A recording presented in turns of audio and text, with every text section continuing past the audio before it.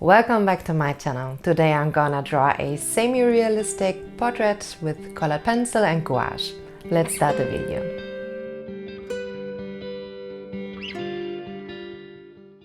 I also will be talking about why I chose to make a semi-realistic portrait drawing and what led me to this decision. But first, let's start from the beginning. I'm working on Hanemühle Leonardo watercolor paper. The front of this paper is quite rough compared to Bristol paper, which is a paper that many artists use as a work surface for colored pencil. The back of this paper is more smooth and more something in between watercolor paper and Bristol paper. So it's perfect for what I have in mind with this piece, meaning being able to use gouache for a loose dynamic look, yet I'm still able to make use of the more controlled way of working with colored pencil. I used thinned down gouache in the first layer for two reasons. The first one is thinned down gouache is almost exactly the same as watercolor and has a character of its own. So I let the gouache do what it wants, and then I will start the drawing and look for what is going to stay of the gouache and what is going to be drawn over with my colored pencil. A little bit like making a mess and then cleaning it up afterwards. The second one is that I use the gouache as a underpainting to help me develop my shadow areas as well as my highlighted areas. I'm basically just making the drawing part much easier for me.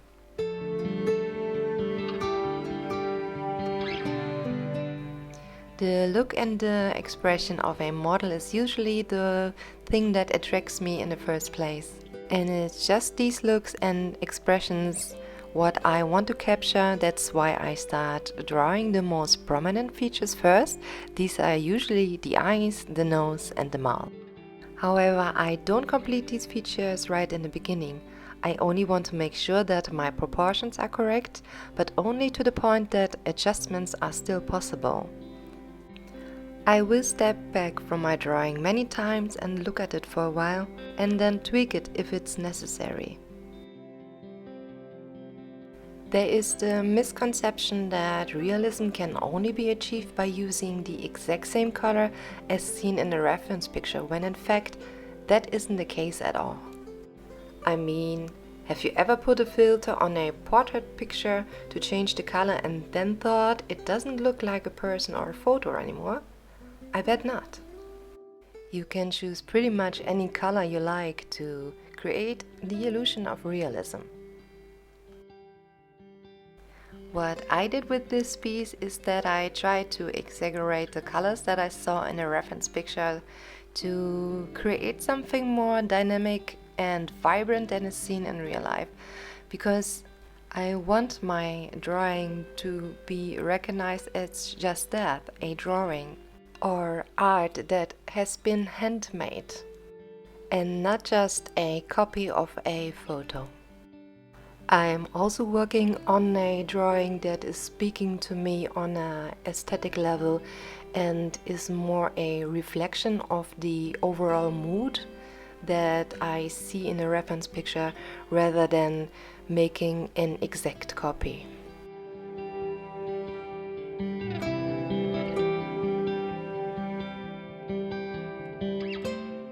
When you blend everything perfectly together, you might end up with something that looks flat and more alien-like, which sometimes helps your piece and sometimes it just doesn't.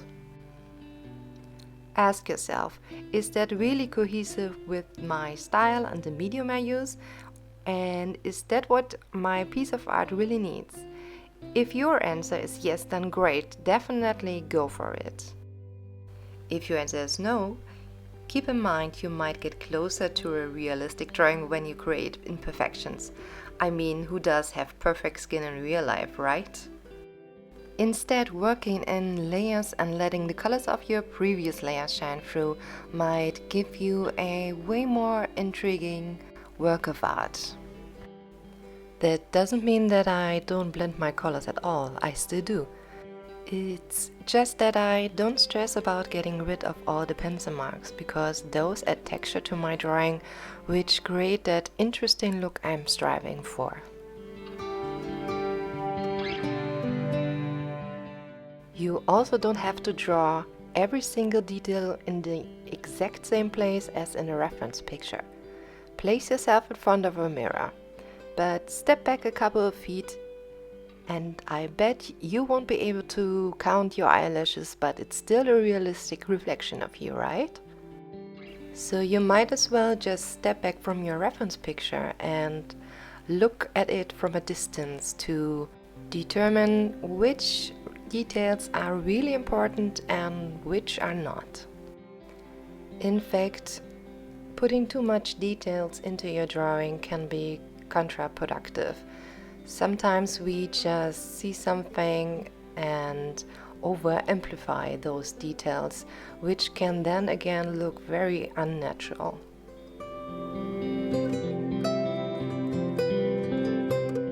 After I drew the main features, I then move on to the rest of the face. Well, partially. I will not cover the whole face with colored pencil. I will instead look what the piece needs. I stopped having visions or expectations for my drawings over the years. I much rather let the piece create itself and look for what the work of art I'm creating needs instead of fighting it just to please my own ego. That only left me with frustration and either a unfinished drawing or a piece of art that just didn't look right. I do acknowledge, however, that there is a chance for failure in all the drawings I create this way, but it's also way more fun and exciting, and sometimes you even might end up with a great drawing that you didn't expect at all just by accident.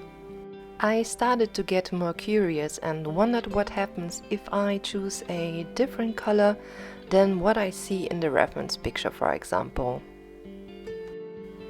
You will almost never be able to find the exact same color in the stash of colored pencil set, even though you might have all of them. You might find something close or mix colors to create something similar, but why bother? As long as you create the right values, meaning having the right shift from your darkest to your lightest colors, you pretty much can use any color you want to achieve a realistic portrait drawing. For the purpose of demonstration, I can enjoy drawing simply what is seen in a reference picture, and I will do more of these videos in the future.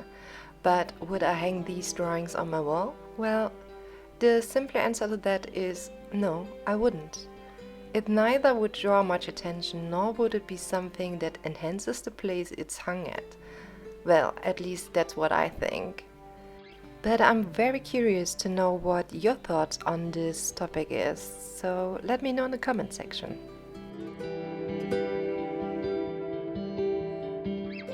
If you would like to see more of my videos, please consider to subscribe to my channel.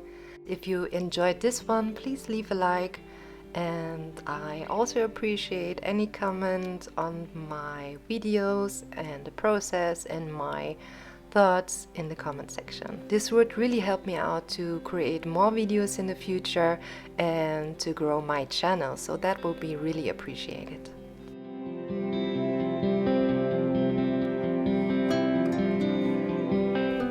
It took me quite some time to figure out what to do with the hair, and I decided to just loosely amplify the shapes with different kinds of colors that go along with the color of the background. I just lightly draw over my sketch marks with my colored pencil to indicate where the hair should be.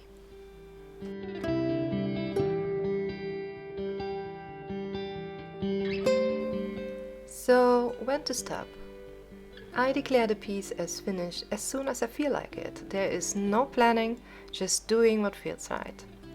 I'm just asking myself, can I make any more improvements, or should I just leave it like it is and call it a day?